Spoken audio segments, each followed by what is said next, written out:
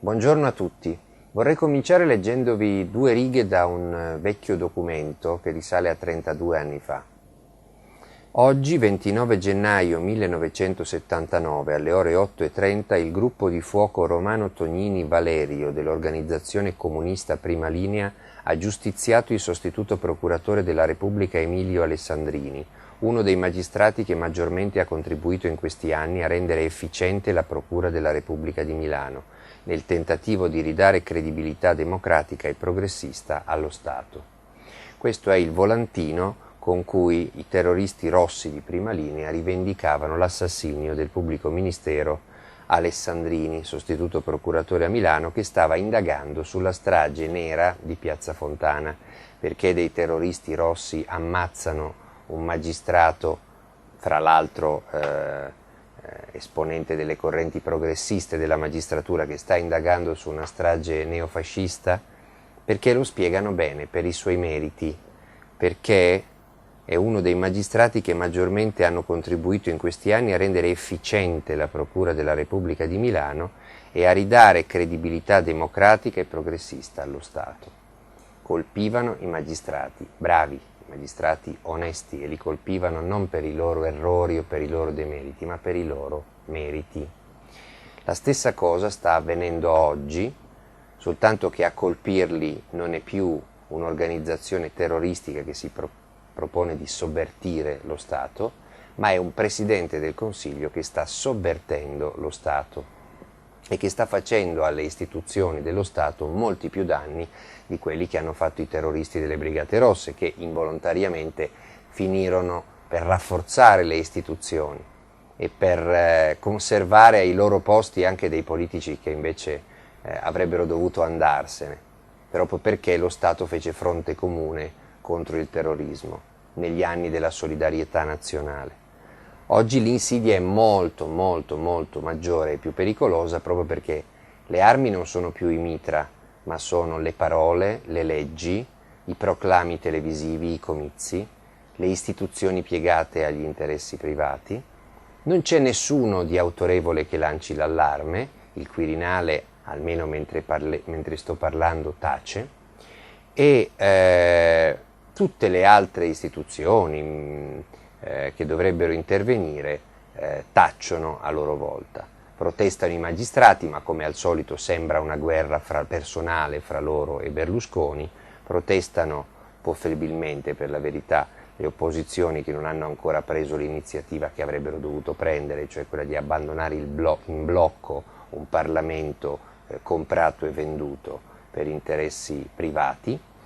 E i grandi giornali, a parte rare eccezioni, fanno i pesci in barile, fanno finta di non vedere e parlano di scontro mentre c'è un'aggressione, non direi senza precedenti perché è semplicemente l'ultimo episodio di tanti altri, ma un'aggressione forsennata, forse la battaglia finale, l'ultima spallata contro l'unico potere di controllo che, con tutti i suoi limiti e i suoi difetti, ci rimane, e cioè il potere giudiziario.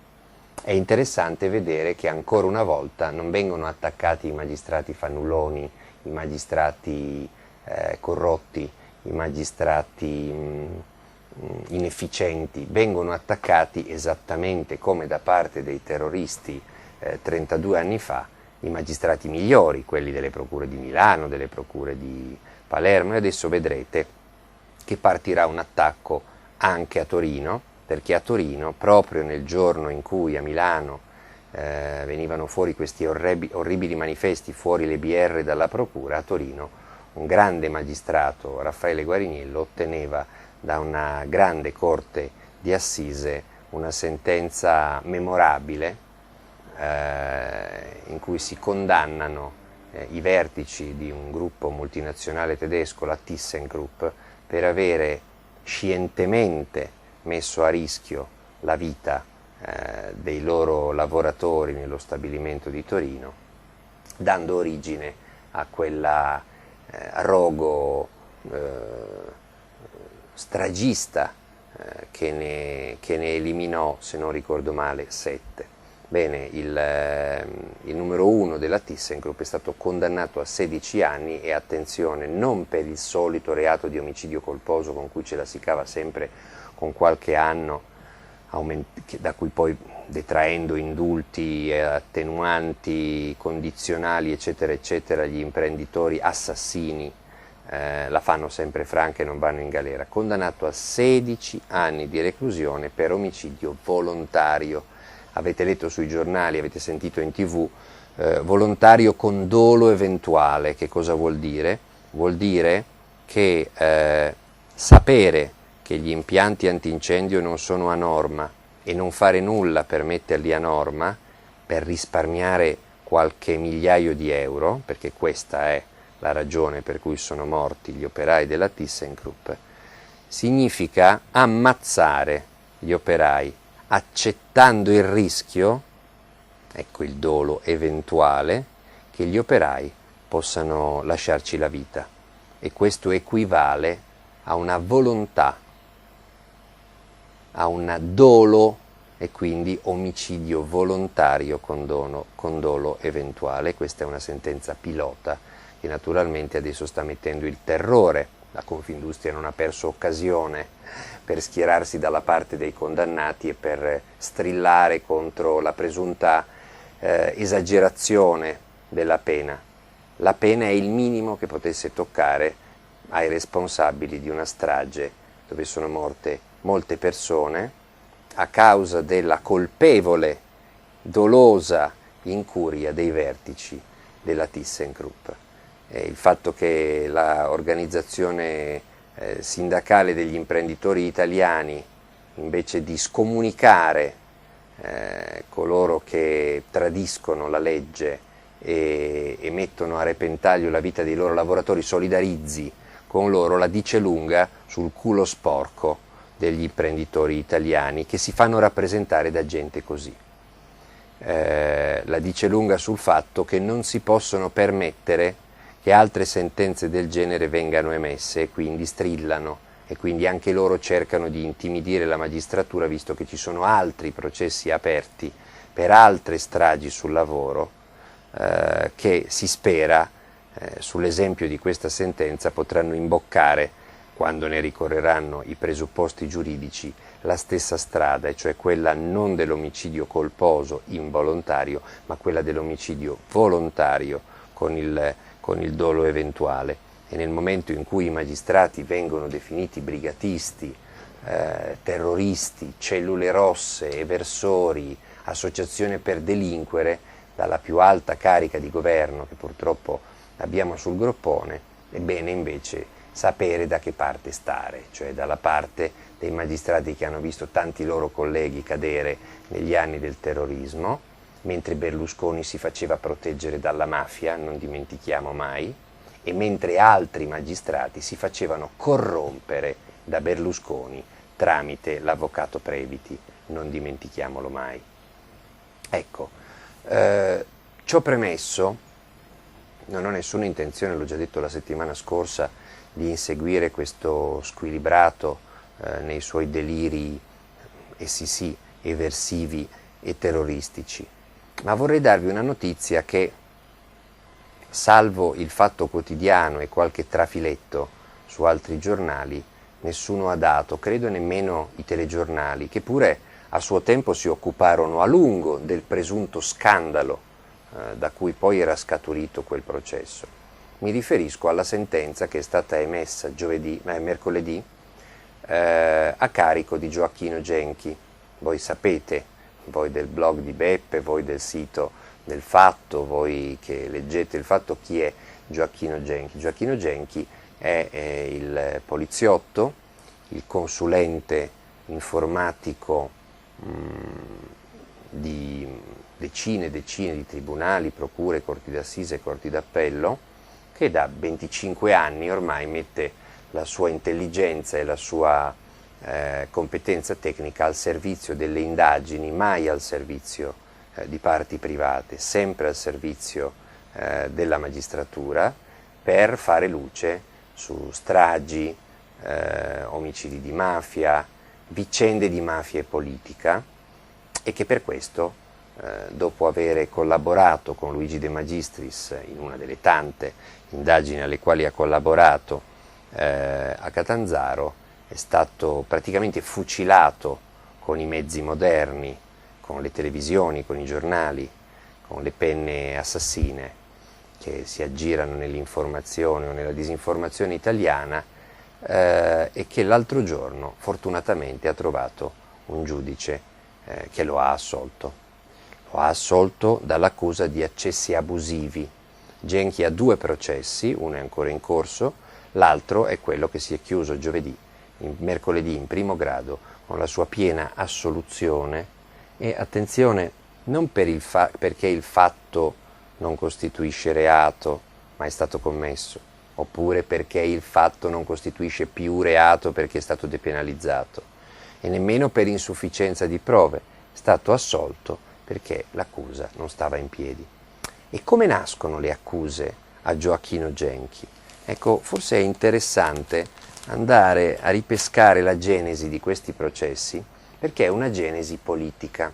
La Procura di Roma aprì indagini su Gioacchino Genchi dopo una campagna martellante di attacchi a Genchi, in cui politici di quasi tutti i partiti, tranne uno, il solito, non lo nomino se no dicono poi che faccio pubblicità, ma è cronaca, tutti i partiti politici di destra e di sinistra, tranne uno, attaccarono Genchi. Era il gennaio del 2009, per la precisione il 24 gennaio 2009. Silvio Berlusconi, Presidente del Consiglio, terrorizzato in quel momento dalla possibile uscita di certe telefonate che minacciavano di svelare retroscena dei suoi rapporti con alcune signorine poi diventate ministre, annunciava in TV: sta per scoppiare uno scandalo enorme, il più grande della storia della Repubblica. C'è un signore che ha spiato 350.000 persone. Il signore in questione era naturalmente Gioacchino Genchi. Erano i giorni in cui si bombardava a reti ed edicole unificate sul caso Genchi, l'archivio Genchi. Genchi era sospettato di avere accumulato milioni di tabulati, di numeri di telefono, di intercettazioni telefoniche, ed era sospettato addirittura di usare quell'enorme archivio informatico per ricattare di qua e di là. Tant'è che del caso si occupò il Copasir, il Comitato per il controllo sui servizi di sicurezza, il Comitato parlamentare bicamerale, all'epoca presieduto da Rutelli e oggi presieduto da Massimo D'Alema. Massimo D'Alema non c'era ancora.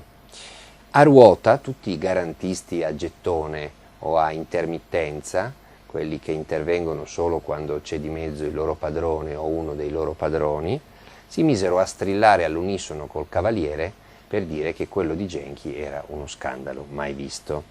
Maurizio Gasparri disse, capogruppo del PDL, disse: roba da corte marziale. La corte marziale è il tribunale speciale dinanzi al quale si trascinano i soldati che commettono dei crimini durante le guerre, finiscono davanti alla corte marziale e poi vengono fucilati. Questo disse Gasparri.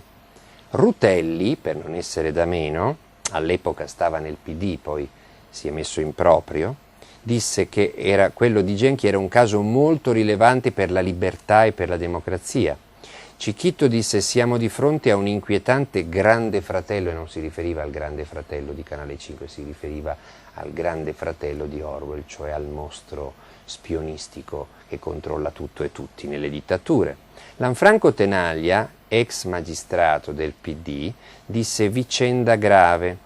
Italo Bocchino, ancora nel PDL, non ancora diventato anti-berlusconiano, disse: è il più grande caso di spionaggio della storia repubblicana.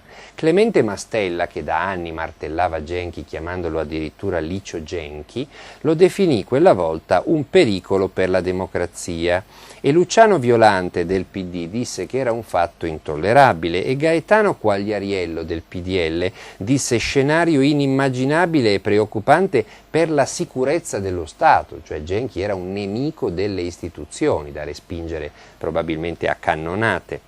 E Giuseppe Caldarola, ex PD, che scrive sul Riformista, disse: spioni deviati spiano migliaia di cittadini, il Parlamento e il governo. E Luigi Zanda del PD disse che Tavaroli e Genchi presentavano diverse analogie. Chi è Tavaroli? Tavaroli è il capo della security privata della Telecom, arrestato per avere accumulato dossier per conto dei vertici della Telecom, mentre Genchi lavora per conto di un'entità che si chiama Stato italiano, giustizia italiana. Ma fa niente, Tavaroli e Genchi, tante analogie. I giornali si scatenano, non tutti naturalmente, i principali. La Stampa e il Corriere titolano: un italiano su 10 nell'archivio di Genchi. Gli italiani sono 60 milioni, quindi Genchi avrebbe nei suoi archivi dossier su 6 milioni di italiani. Pensate quanto deve essere enorme la sede degli uffici di Genchi per contenere 6 milioni di schedature, forse grossa come il Pentagono, forse grossa come la sede della CIA. Il Giornale: il grande orecchio, miniera d'oro, Libero, l'intercettatore folle. Pierluigi Battista, Corriere della Sera: lugubre monumento alla devastazione della privacy, nuvola potenzialmente ricattatoria. Questo è una piccola antologia di quello che fu detto e fu scritto quando scoppiò il caso Genchi. La Procura di Roma, sempre molto sensibile agli umori della politica, pensò bene di far cosa gradita aprendo indagini e processi a carico di Genchi.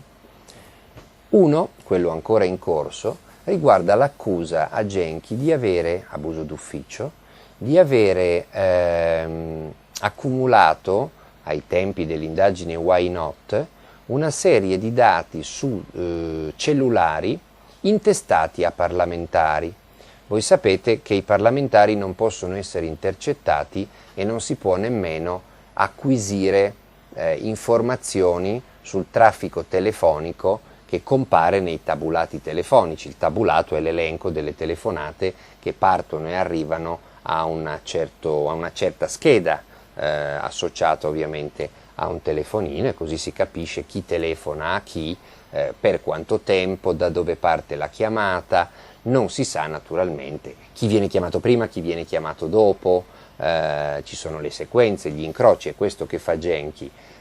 Non c'è il contenuto delle chiamate, ma naturalmente si può desumere dalla frequenza di certe chiamate anche il rapporto diciamo di intimità che c'è fra il chiamante e il chiamato, e quindi questi dati sensibili a carico dei parlamentari non possono essere acquisiti perché il parlamentare ha l'immunità, salvo che il Parlamento autorizzi il magistrato ad acquisire queste intercettazioni e questi tabulati.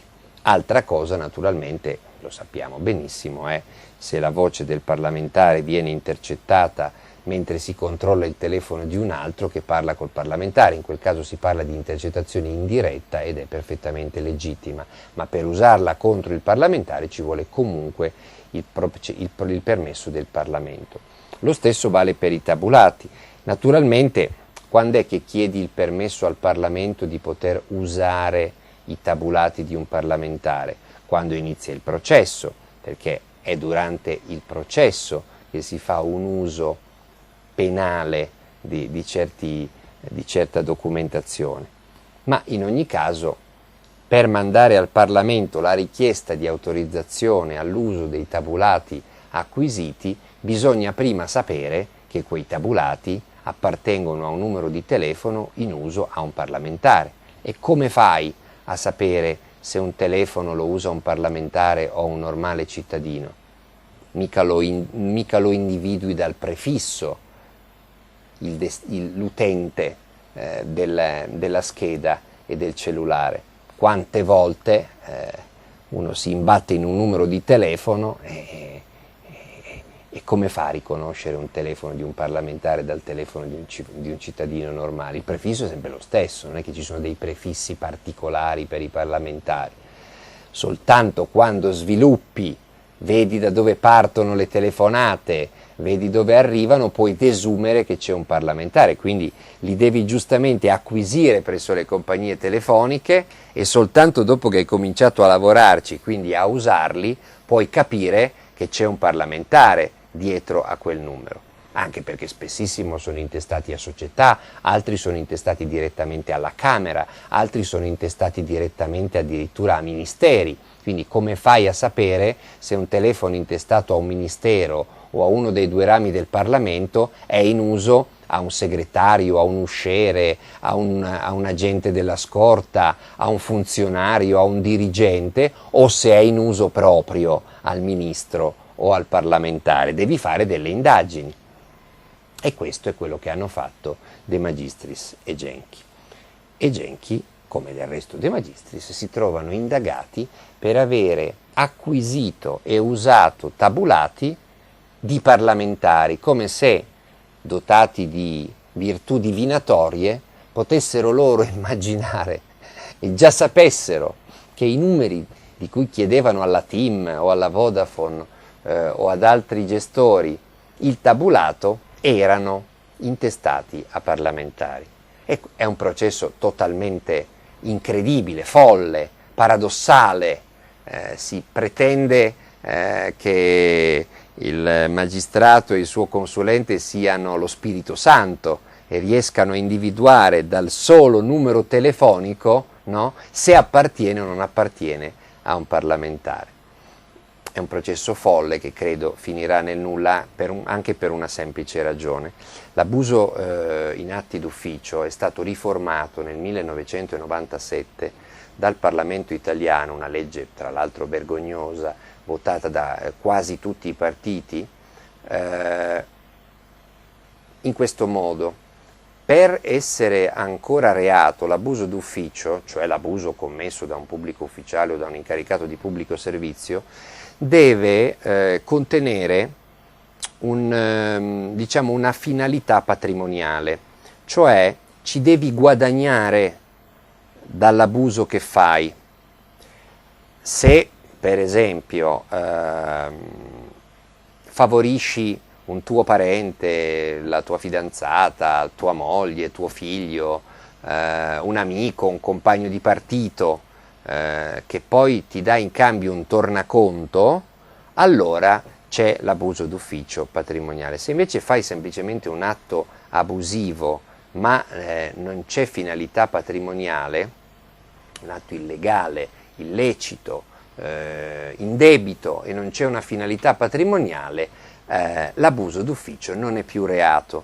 Allora, anche se per assurdo, e come dico è un assurdo, Genchi e De Magistris avessero disposto indebitamente l'acquisizione di quei tabulati perché già sapevano, preveggenti, che i tabulati erano di telefoni intestati a parlamentari, il reato di abuso d'ufficio non può scattare perché non è che De Magistris o Genchi ci hanno guadagnato qualcosa patrimonialmente ad acquisire dei tabulati di parlamentari, al massimo hanno avuto degli elementi in mano per indagare che non avrebbero potuto avere e che naturalmente, se si fosse arrivati al processo, sarebbero stati immediatamente dichiarati nulli e inutilizzabili, in quanto appunto acquisiti non secondo la legge ma contro la legge. Quindi anche se avessero fatto ciò di cui sono accusati, né Genchi né De Magistris potrebbero mai rispondere di un reato che è descritto completamente in maniera diversa da come invece sono andate le cose in quel caso. Ma diciamo, questo processo è ancora in corso e quindi si vedrà come andrà a finire davanti al Tribunale di Roma. Invece l'altro processo, nato da quella campagna forsennata contro Genchi, nemico dello Stato, nemico della Repubblica, nemico della democrazia, eversore, spione, ricattatore, raccoglitore di dossier e chi più ne ha più ne metta, si è concluso mercoledì scorso. assoluzione piena. Il più grave scandalo della storia della Repubblica, come lo definì Berlusconi, per metà si è già sgonfiato, ma nessuno naturalmente ha chiesto scusa a Genchi, nessuno di quelli che hanno detto o scritto quelle puttanate che vi ho letto prima ha fatto retromarcia, ha ammesso di essersi sbagliato, ha detto di non farlo più, ha rimediato con articoli riparatori.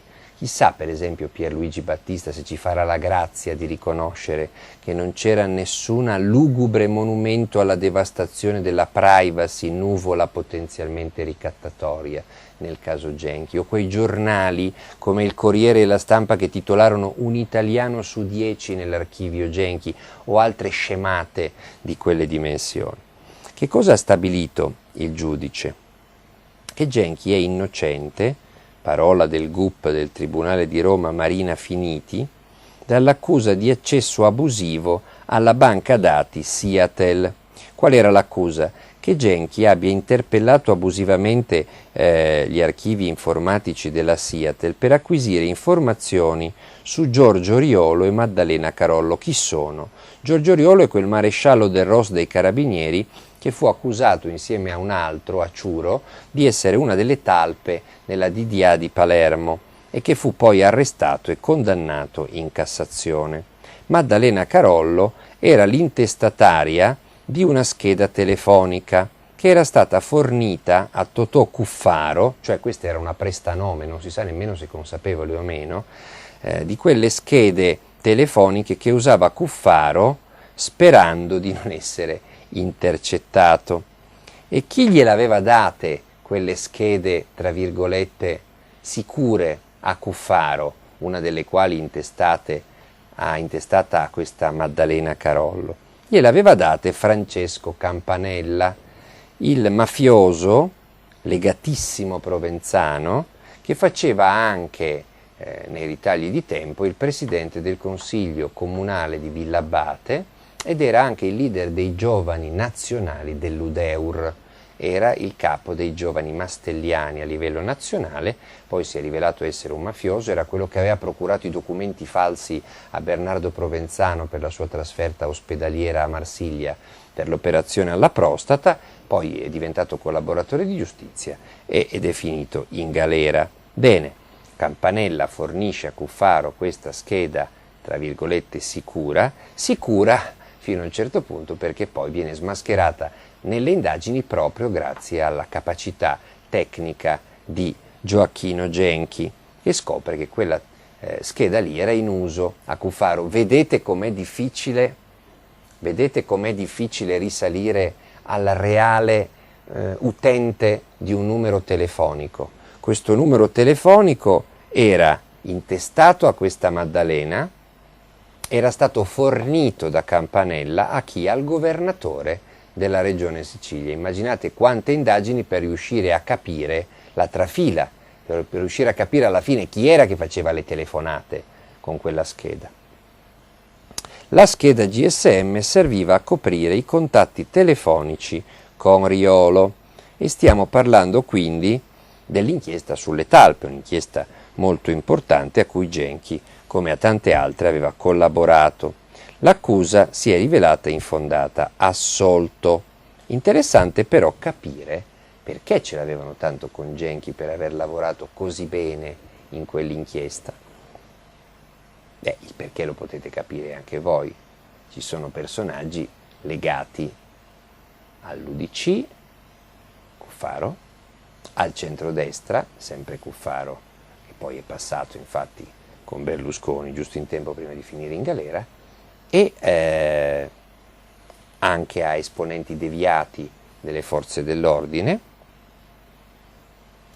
E l'inchiesta era nata da un rapporto del direttore dell'Agenzia delle Entrate, Stefano Crociata, e del colonnello del ROS Pasquale Angelo Santo.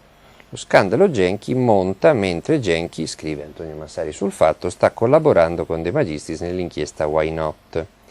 Genchi ha ricostruito un'anomala fuga di notizie nell'inchiesta Poseidone e in queste sue report di investigativi scrive: «È dalle indagini sulla strage di Capaci che non provavo un simile imbarazzo». Infatti Genchi, che si era occupato anche delle indagini sulla strage di Capaci, lavorando per De Magistris, sospetta che la talpa, questa volta, sia il diretto superiore di De Magistris, il procuratore capo, che, guarda un po' la combinazione, dopo un po' sottrae l'inchiesta Poseidone a De Magistris, sottrazione illegale, scopriranno poi i magistrati di Salerno, che dopo averlo scoperto verranno a loro volta trasferiti lontano da Salerno, dal CSM. E quindi anche l'inchiesta Why Not poco dopo viene sottratta, sempre illegalmente secondo Salerno, a De Magistris. Nel marzo del 2009 lo studio di De Magistris viene perquisito dal Ross e i giornali, appunto in quell'occasione, siamo con singolare tempismo, il 24 gennaio 2009 Berlusconi urla che sta per scoppiare il più grave scandalo della storia della Repubblica Italiana, quindi degli ultimi 60 anni. 2 mesi dopo, uomini del Ross, bisogna sempre parlare di uomini del Ross perché il Ross è una cosa grossa, seria e importante, il reparto operativo speciale dei carabinieri. All'interno del Ross ogni tanto ci sono alcuni tipetti mica male. 2 mesi dopo la sparata di Berlusconi parte il Ross e va a perquisire il maxi archivio, come veniva definito dai giornali, quello con 6 milioni di dati su 6 milioni di persone, a Palermo. E nei giornali si scrive che appunto il maxi archivio illegale di Genchi sono stati intercettate milioni di persone e il ministro Alfano lo definisce un grave pericolo per la sicurezza della Repubblica. Naturalmente la soluzione dell'altro giorno dimostra che Genchi tutto quello che ha fatto lo ha fatto nell'assoluta legalità, anzi ogni volta che Genchi fa un accertamento peritale lo fa su mandato scritto del magistrato, non è che si inventa le cose da fare. Tutti gli incarichi peritali del consulente tecnico del PM devono essere richiesti per iscritto, in modo che non resti nulla di misterioso, tutto documentato. Nel frattempo, Genchi, lo sapete, un mese fa, è stato cacciato dalla Polizia di Stato per ordine del capo della polizia Manganelli, anche lì su richiesta pressante di molti politici che se lo volevano levare di torno, ed è stato praticamente destituito dalla polizia. È la sanzione più pesante ovviamente, gli hanno levato i gradi e l'hanno buttato fuori. E è un trattamento che non hanno subito nemmeno i poliziotti aguzzini condannati per le violenze al G8 di Genova o condannati per altri episodi di sevizie e di torture. Genchi, che non ha mai torto un capello a nessuno, ma ha fatto solo quello che gli chiedevano i magistrati e l'ha fatto bene, è stato destituito dalla polizia e quindi non è più un poliziotto. Nel suo blog sul fattoquotidiano.it scrive: si è conclusa alle 15:15 l'udienza preliminare del processo a mio carico tenuta dal GUP Marina Finiti. Il processo è stato aperto per i presunti accessi abusivi alla Siatel, oggetto delle contestazioni della Procura di Roma, formulate nel marzo 2009, sempre 2 mesi dopo la sparata di Berlusconi, in contestualità con la perquisizione del Ross, con la perquisizione e il sequestro del mio archivio. Alla base delle indagini il rapporto del direttore dell'Agenzia delle Entrate e gli accertamenti del Ross. Mi erano state contestate le attività di accertamento nei processi più importanti degli ultimi anni, fra questi interpello di quella banca dati relativa al nominativo del maresciallo del Ross, anch'esso, Giorgio Riolo, poi arrestato e condannato dalla Cassazione come talpa nella DDA di Palermo, e quello su Maddalena Carollo, la fantomatica intestataria della scheda GSM coperta fornita all'allora presidente della regione Cuffaro da Francesco Campanella per i contatti riservati con Riolo e con un altro ex maresciallo dei Carabinieri, poi entrato in politica credo nell'UDC, Borzacchelli. Grazie alla difesa dell'avvocato Fabio Repici, scrive sempre Gioacchino Genchi, ho dimostrato la legittimità di tutti gli accessi alla Siatel necessari per l'identificazione dei soggetti poi indagati e condannati per gravissimi reati, dall'omicidio alla strage, dal traffico di stupefacenti alla mafia,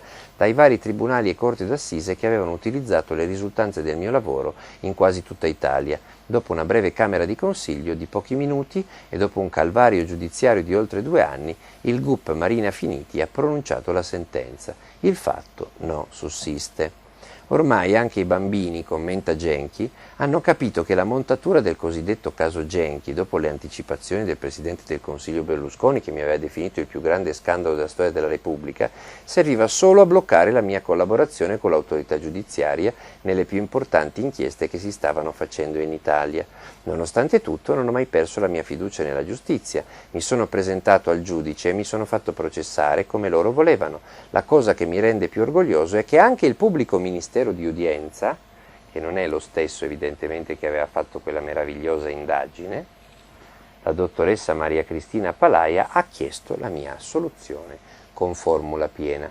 Sapete qual è il risultato? Il risultato è che Genchi non è più poliziotto in seguito alla campagna di diffamazione e di calunnia e ha perso, anche da privato cittadino, consulente tecnico titolare di una società specializzata in consulenze tecniche delle procure, ha perso gran parte delle sue consulenze. Perché?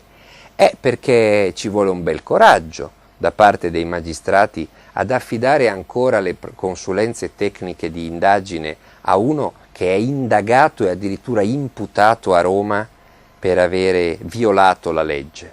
E quindi Genchi ha perso molto del suo lavoro. Da un lato ha perso il lavoro in polizia e dall'altro ha perso il lavoro che svolgeva in aspettativa dalla polizia di consulente tecnico di moltissime procure e tribunali. Dico questo non perché io pensi che c'è stato un complotto a danno di Genchi, c'è stata una campagna violentissima della politica quasi concentrica, c'è stata una indagine sbagliata della Procura di Roma, forse per compiacere i politici. Questo non lo so perché è un processo alle intenzioni, lo penso che sia stata per compiacere tutti quei politici che lo volevano sotto indagine.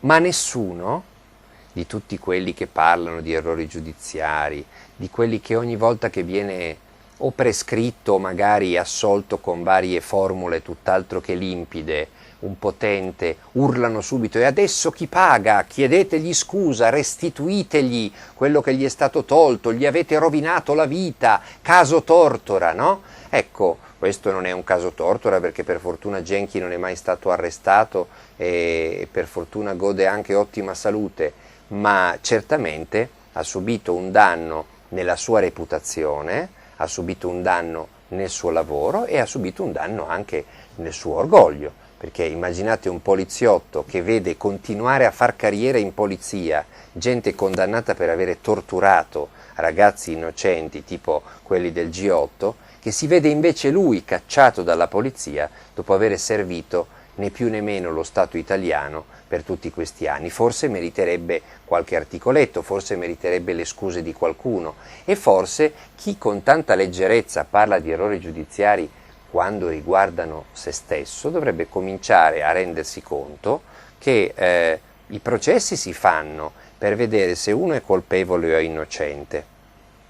Quando poi si stabilisce che Tizio era innocente, bisogna andare a vedere come era nata l'indagine, perché ci sono molte indagini che nascono quando sembra che veramente uno potrebbe essere il colpevole e poi durante il corso del procedimento si scopre che invece magari non lo era. A questo serve la giustizia. Questa però non è un'indagine nata quando sembrava che Genchi avesse commesso dei reati, perché lo si sapeva benissimo anche nel gennaio del 2009 quando Berlusconi lo definì il più grave scandalo della storia repubblicana, che Genchi non aveva commesso nessun reato. Bastava andare a vedere le carte. Andatevi a prendere i passaparola, andatevi a prendere gli articoli che abbiamo scritto nel 2008-2009 quando partì l'attacco a Genchi, in simbiosi con l'attacco a De Magistris, in simbiosi con l'attacco ai PM di Salerno, Nuzzi, Verasani e Apicella, che stavano indagando sul complotto, quello sì, che aveva portato a espropriare De Magistris delle sue inchieste a Catanzaro, e vi renderete conto che c'erano già allora gli strumenti per capire dove stava la verità. Poi non discuto, uno può anche aprire un'indagine e dopo 3 anni chiedere, non presentarsi in udienza, ma mandarci un altro che chiede la soluzione dell'indagato. Fa parte della fisiologia, ma se non ci fosse stato quella fuoco di sbarramento concentrico contro Genchi, probabilmente quell'indagine non sarebbe mai iniziata, probabilmente Genchi sarebbe ancora in polizia, probabilmente continuerebbe a essere il consulente di gran parte delle procure dei tribunali, per la semplice ragione che è bravo e ci azzecca. E bisognerebbe anche interrogarsi su un'altra cosa: ma se per farlo fuori hanno impiegato quell'enorme dispendio di energie e di balle, che cosa c'era che non doveva saltar fuori nelle inchieste Why Not, Poseidone e limitrofe? Guardate che nelle indagini che sono state strozzate sul nascere, dopo che le hanno tolte dalle mani di De Magistris, di Genchi e anche di altri che lavoravano lì, che lavoravano in quell'indagine insieme a De Magistris, c'erano personaggi che, guarda un po', sono venuti fuori in altre indagini. Alcuni sono venuti fuori nelle indagini sulla cricca della protezione civile, altri sono venuti fuori nelle indagini sulla P3 che hanno portato a indagare e o ad arrestare Carboni, Lombardi, Berdini, Dell'Utri, quella nuova loggia P2 aggiornata ai giorni d'oggi. E un altro personaggio sul quale stavano lavorando nell'indagine Why Not, Luigi Bisignani, già piduista, già pregiudicato per la maxi tangente Enimont, ora di nuovo attenzionato, diciamo, dalla Procura di Napoli nell'indagine di Woodcock. Erano tutti personaggi che evidentemente fino a 3 anni fa erano molto ben coperti, al punto che appena qualche magistrato si avvicinava o qualche consulente si avvicinava a loro e ai loro telefoni, saltava immediatamente in aria.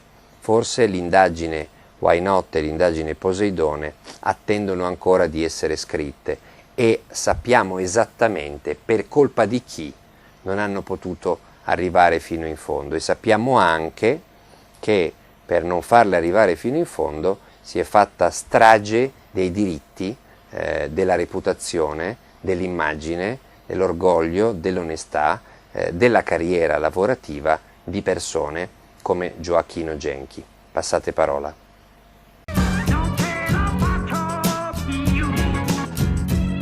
Un grillo per